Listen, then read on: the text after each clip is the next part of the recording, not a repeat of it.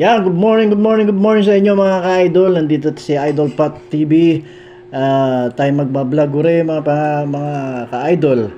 Yan, good morning sa inyo. Tayo magkakain ng breakfast po. Ayan, gumawa ako ng ginisang sayot, ginisang carrots,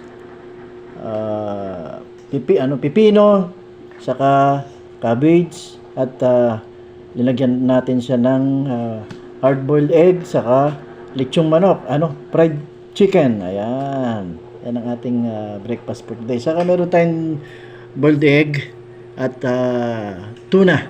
Ayan. Kakaisa-isang tuna. Ayan mga kaibigan. Tara mga ka-idol, tayo samahan nyo akong kumain. Ayan mga ka-idol. Ayan. Sarap ng aming ulam. Wow, sarap niya no. Uy.